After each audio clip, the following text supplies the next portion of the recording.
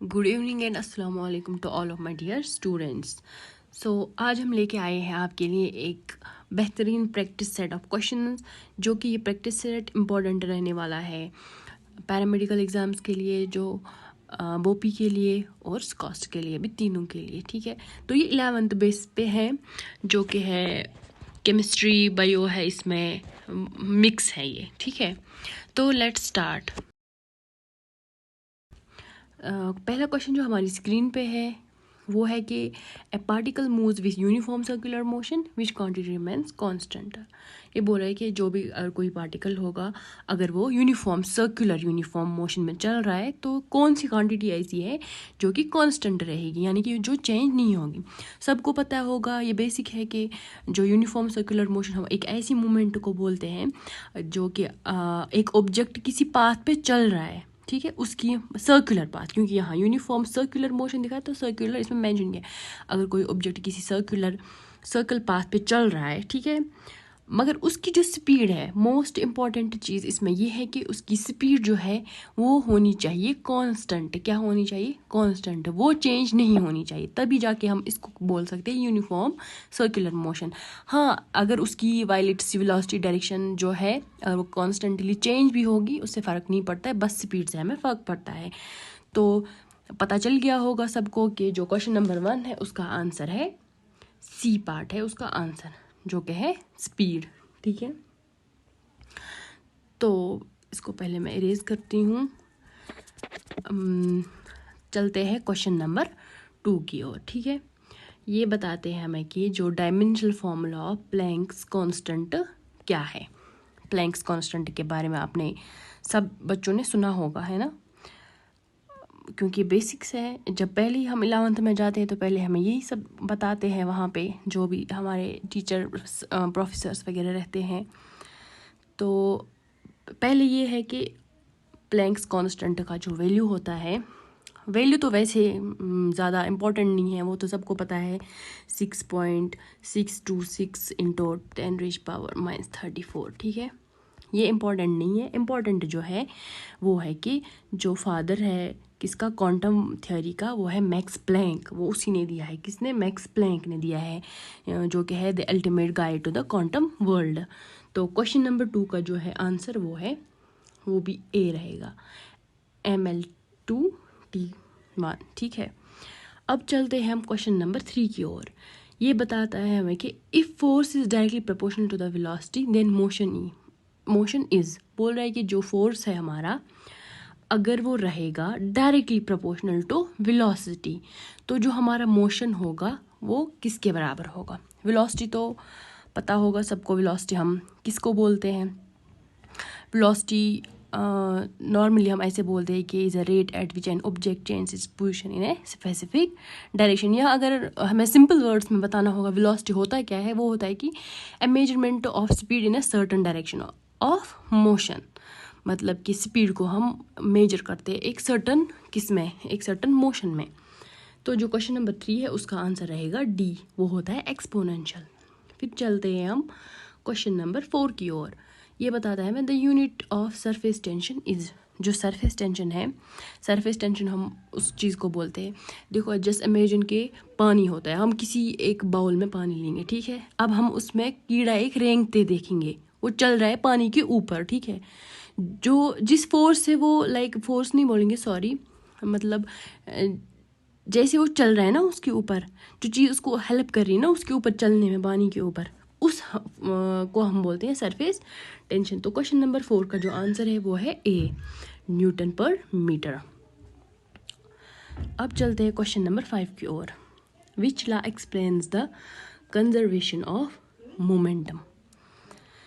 ठीक है, तो बताओ, आप लोग भी कमेंट्स में अपने आंसर्स लिखो साथ साथ के, आपको समझ आ रहा है तो हम इस सीरीज़ को भी कंटिन्यू करेंगे। फिर क्वेश्चन नंबर 5 का आंसर जो है वो रहेगा सी, थर्ड ला। ठीक है, हाँ, वेरी गुड। चलो अब दिखाते हैं क्वेश्चन नंबर 6।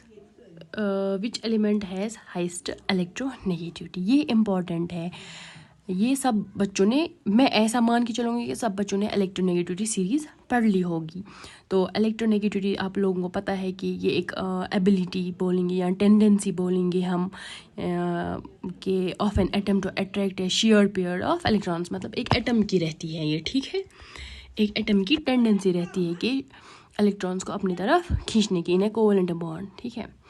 तो सबसे जो हाईएस्ट इलेक्ट्रोनेगेटिविटी होती है वो रहती है किसकी, वो रहती है फ्लोरीन की। Very good. क्वेश्चन नंबर 6 का है ए पार्ट आंसर। अब चलते हैं हम हाइब्रिडाइजेशन इन मीथेन इस क्वेश्चन नंबर 7 पे। मीथेन की जो फार्मूला है वो है CH4। तो इसके की फैक्टर्स भी आप लोगों को पता होगा कि इसमें क्या है, एक कार्बन होता है, 1 कार्बन और 4 हाइड्रोजन। तो ये कार्बन और हाइड्रोजन के बीच क्या होते हैं, बॉन्ड होते हैं। तो इसका जो मॉलिक्यूलर स्ट्रक्चर होता है वो होता है टेट्राहेड्रल। बॉन्डिंग जो होती है वो होते हैं सिंगल कोवेलेंट बॉन्ड्स। ये सब आप लोगों को पता होगा। और बेसिक चीज़ ये है कि इसमें आप लोगों को पता होगा जो शेल्स रहते हैं, 3 शेल्स होते हैं, एस शेल, पी शेल और डी शेल। तो जो इसकी हाइब्रिडाइजेशन होगी क्वेश्चन नंबर 7 का आंसर रहेगा यहाँ पे सी पार्ट। sp3 रहती है इसकी हाइब्रिडाइजेशन। फिर है क्वेश्चन नंबर 8। क्वेश्चन नंबर 8 में है the number of moles in 44 gram carbon monoxide is. ये भी तो आपको नंबर ऑफ मोल्स काउंट करने आते होंगे आपको। तो क्वेश्चन नंबर 8 का आंसर रहेगा ए पार्ट 1, एक ही होता है उसमें, ठीक है। फिर चलते हैं हम इसकी ओर, क्वेश्चन नंबर 9 की ओर। Which bond is the strongest. अब हमें ये बोलना है, बॉन्ड्स तो पढ़े होंगे आप, 4 बॉन्ड्स होते हैं, आयोनिक, कोवेलेंट, मेटेलिक, हाइड्रोजन, ठीक है ना। जो कोवेलेंट बॉन्ड होता है वो क्या होता है, वो एक ऐसा बॉन्ड होता है जिसमें 1 और मोर देन 1 होता है, ठीक है।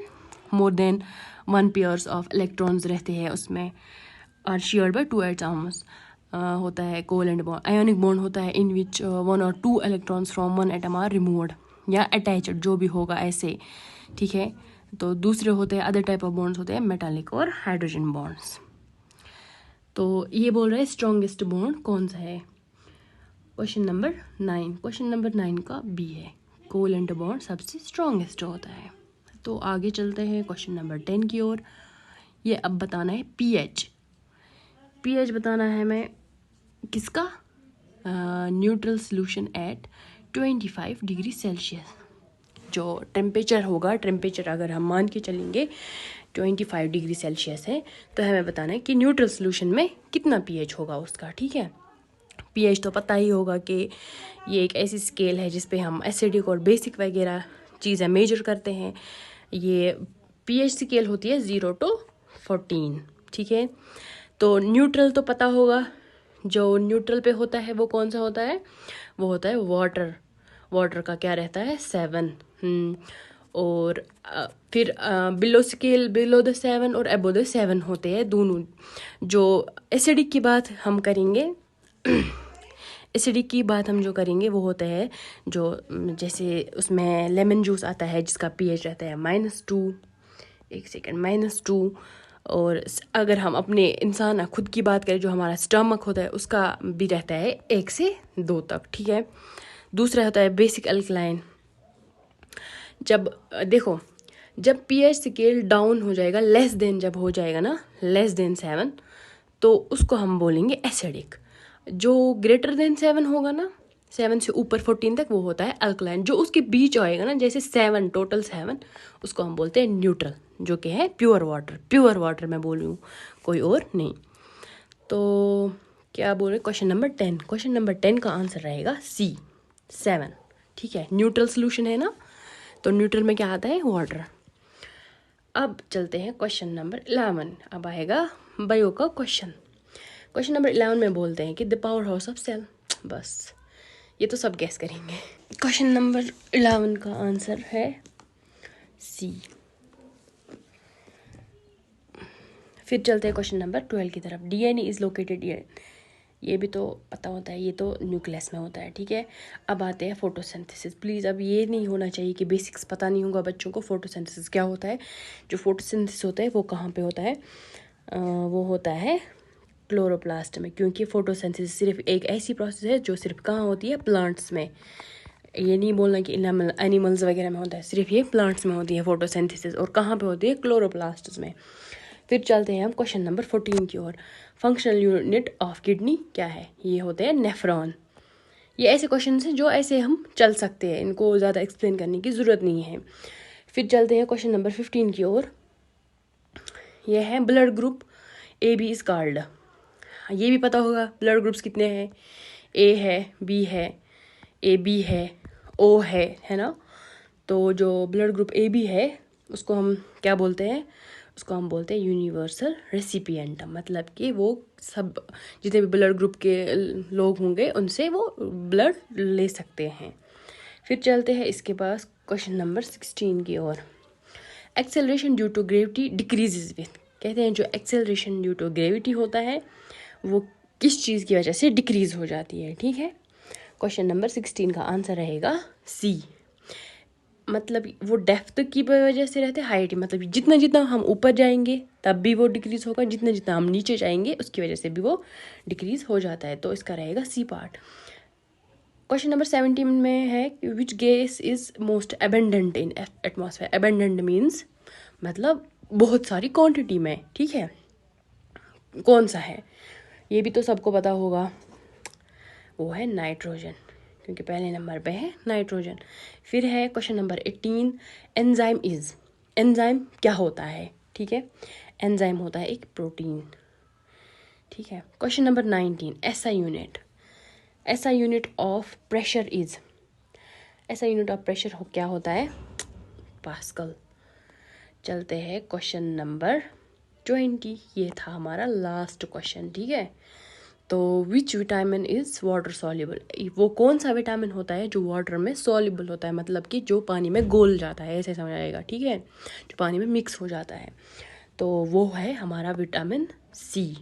ठीक है, तो आई होप कि आप लोगों को समझ आ गया होगा। कमेंट्स में बता देना अगर आप चाहते हैं कि हम इस सीरीज़ को कंटिन्यू करें, तो please do let me know in comments and thank you.